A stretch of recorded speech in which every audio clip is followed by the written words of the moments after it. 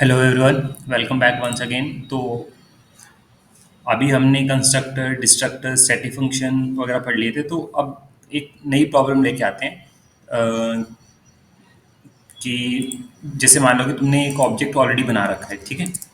और तुम क्या करते हो कि तुम एक नया ऑब्जेक्ट बनाना चाह रहे हो, लेट्स से OBJ2।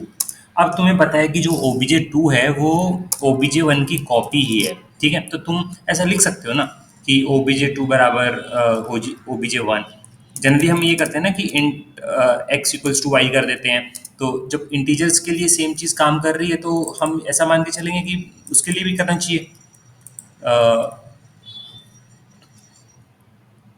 जो नॉर्मल हमने जो भी बनाया है। तो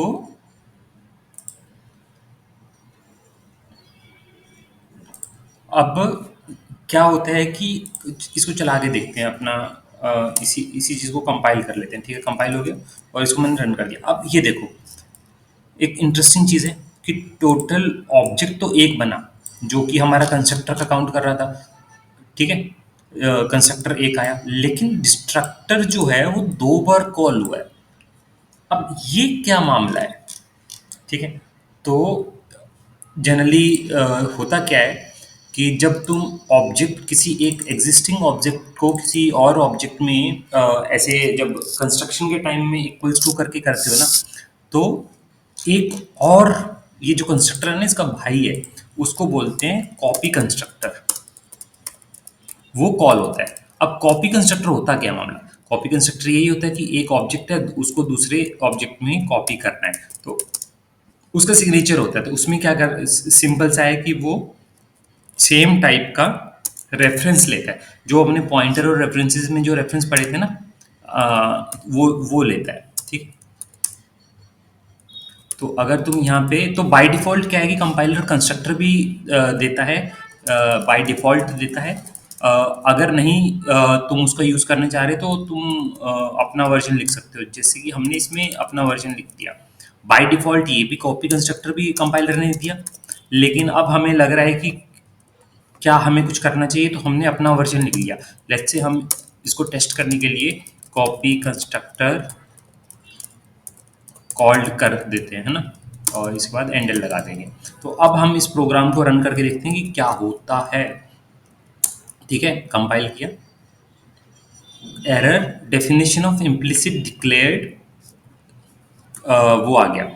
इसका मतलब ये है कि तुमने इसको हेडर फाइल में डिक्लेयर नहीं करा है। तो तुमको क्या करना पड़ेगा कि बैंक डिटेल्स में जाओगे, वहाँ पे तुम एक कांस्टेंट रेफरेंस लोगे बैंक डिटेल्स का और यहाँ पे ये दे दोगे, ठीक है। अब तुम अगर कंपाइल करोगे तो दोनों मस्त चलने चाहिए, ठीक है। कंपाइल हो गया तुम्हारा। अब इसको रन करके देखो। जब नॉर्मली यहाँ पे थे तुम, जब तुमने ये किया तो नॉर्मल कंस्ट्रक्टर बन गया तुम्हारा, ठीक है। वो दिख रहा है तुमको लॉग्स में कि कंस्ट्रक्टर ऑफ ए कॉल्ड, यहाँ पे कॉपी कंस्ट्रक्टर कॉल्ड हुआ, कॉपी कंस्ट्रक्टर कॉल हुआ इस पे, ठीक है। अब एक चीज करके देखते हैं कि क्या, अब आइडियली कॉपी कंस्ट्रक्टर में से जब जो भी OBJ1 का मामला था, OBJ1 का नाम क्या था, OBJ1 का नाम ए था, उसका अकाउंट नंबर 1 था और बैलेंस 0 था। तो OBJ2 के अंदर सेम चीज़ें आनी चाहिए। तो क्या हम उसको प्रिंट कराएं तो वो आएगा कि नहीं आएगा। तो एक काम करते हैं, OBJ2 पे हम प्रिंट फंक्शन कॉल करा लेते हैं, ठीक है। तो इसको एक बार कॉल कर, कंपाइल करेंगे अपन अलग से और रन कर देंगे।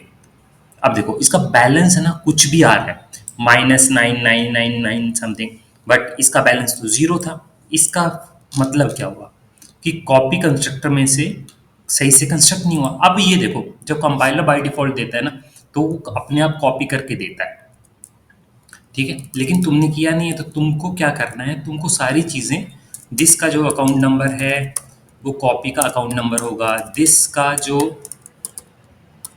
क्या बोलते हैं बैलेंस है वो कॉपी जो भी है उसका बैलेंस होगा, ठीक है। दिस का जो नेम है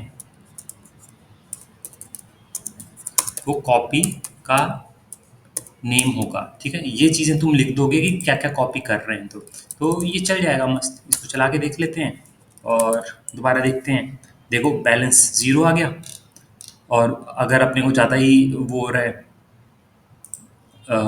यहाँ पे नेम सब सब चीज़ें लिख लेते हैं ना एक्सप्लिसिटली, ताकि अपने को पता लग जाए। नेम हो गया, और उसके बाद क्या है, नंबर नंबर भी लिख लेते हैं ना। नंबर नंबर क्या है, ये नंबर है।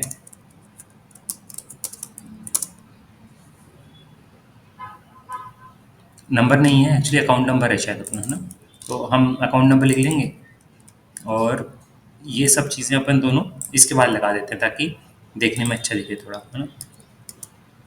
चार हो गए, दो होने चाहिए थे, और यहाँ पे एक ऑपरेटर लगा देंगे अपन। तो आइडली अब अपना सब सही चलना चाहिए। तो देखो, नाम ए है, नंबर वन है, बैलेंस। तो इसको चेंज करके देख लो कि जो भी ए में आ रहा था वो बी, जो अपना जो कॉपीड ऑब्जेक्ट है उसमें आ रहा है। ठीक है। तो कॉपी कंस्ट्रक्टर अगर तुम लिख रहे हो अपने से, तो तुमको ये मेक श्योर करना पड़ेगा कि तुम सारी चीज़ें लिखो। ठीक है।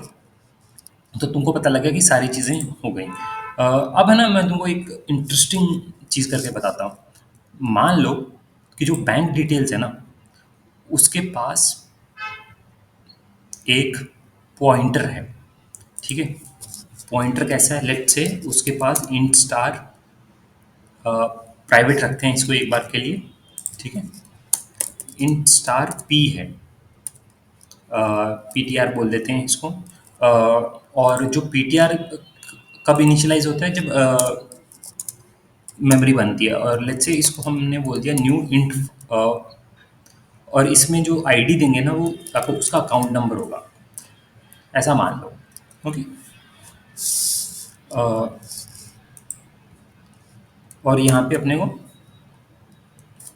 इसमें देना पड़ेगा। ठीक।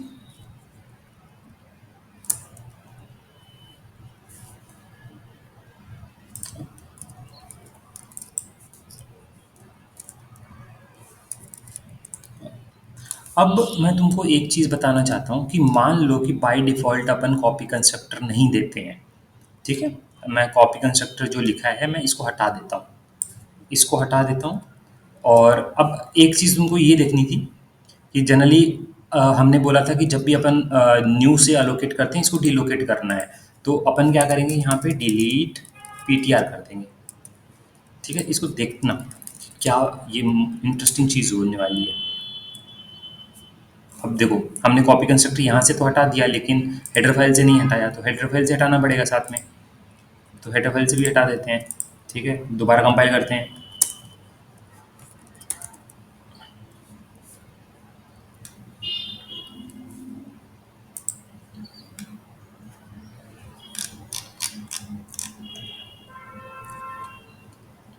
ठीक है। तो तुमने ए का ऑब्जेक्ट बनाया, और होता क्या है कि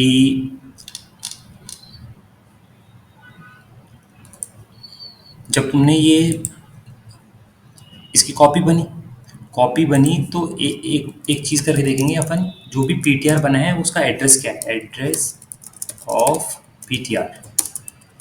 ठीक है। इसका पीटीआर का एड्रेस डाल लेते हैं, और डिस्ट्रक्टर एड्रेस ऑफ पीटीआर।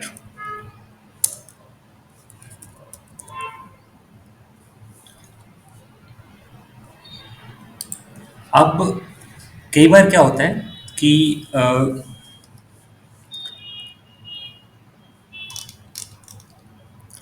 यहाँ पे जब तुम डिस्ट्रक्टर में गए, तुम देखो कि ये जो मेमोरी है इस पीटीआर की, वो दोनों के लिए सेम है।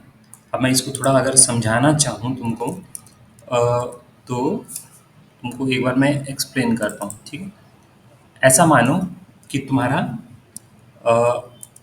ओबीजे वन था, ओबीजे वन बनाया तो उसने कहीं पे एक मेमोरी ली, जैसे उसमें एक नेम था लेट्स से उसका ए, और उसने अकाउंट नंबर था वन, और कुछ और चीज़ थी बैलेंस ज़ीरो।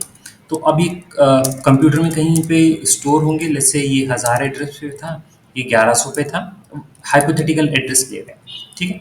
जब तुम क्या करते हो कि obj equals to obj one करते हो, जो नॉर्मल वेरिएबल होते हैं, जो नॉर्मल वेरिएबल होते हैं वो कॉपी बनते हैं।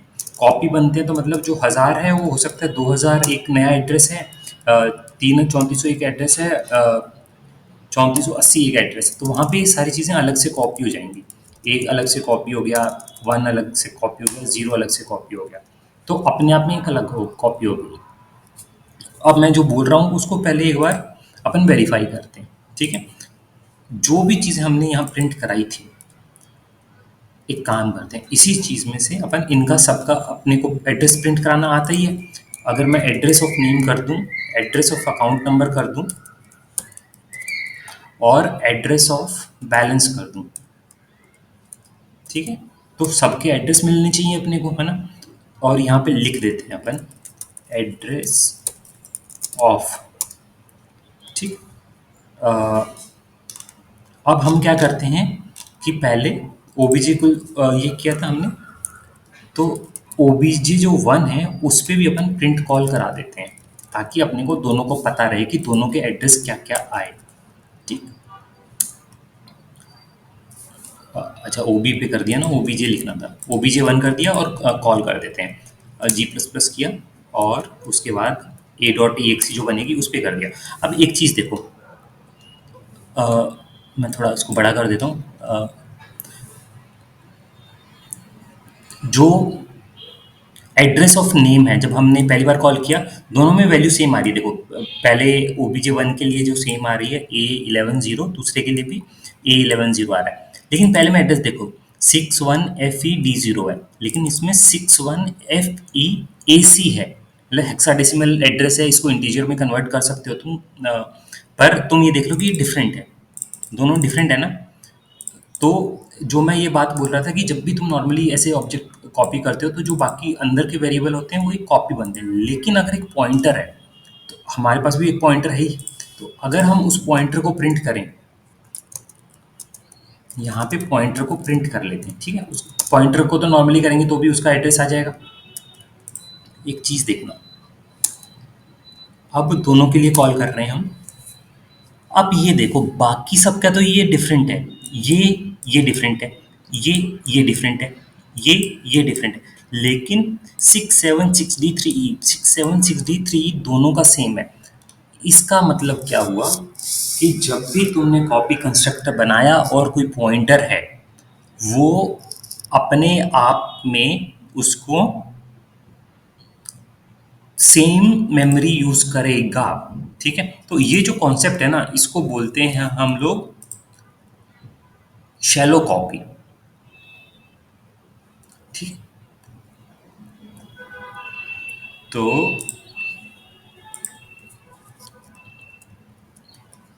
ये तुमको समझ में आ गया होगा कि कैसे हम लोग,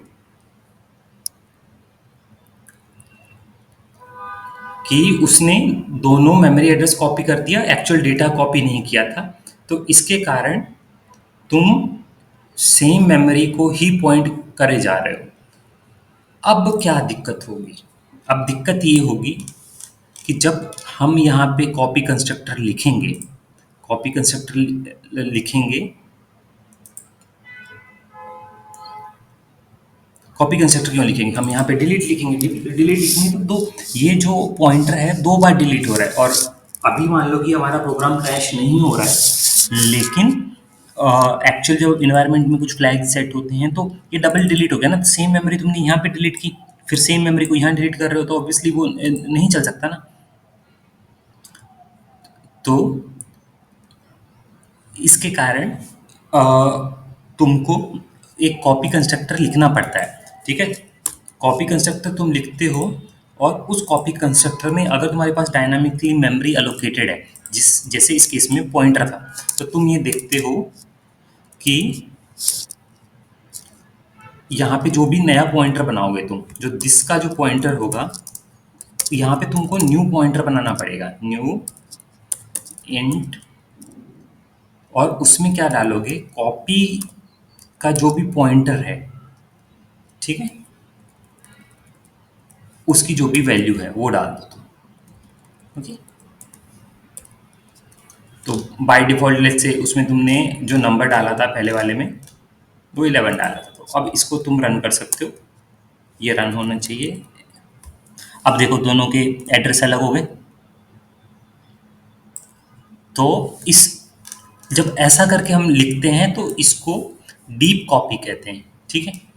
शैलो कॉपी ये था कि ऊपर ऊपर, शैलो मतलब शैलो काम को भी करते हैं, तो मतलब ये कि ऊपर ऊपर से ही है, तो वो ऊपर ऊपर से उसने कॉपी कर लिया, लेकिन एक्चुअली क्या है कि वो पॉइंटर है, ठीक है। तो उसको एक्चुअल नहीं पता कि क्या करना है, उसने पॉइंटर, सेम पॉइंटर यूज कर लिया दोनों के लिए। आई नो थोड़ा मुश्किल कॉन्सेप्ट है, पर इस वीडियो को तुम एक दो बार देखोगे तो तुमको आइडिया लग जाएगा। और थोड़ी एग्जांपल और लेके देखो कि हाँ, पॉइंटर डालें तो क्या होगा क्या नहीं होगा। ठीक है, चलो ठीक है, थैंक यू।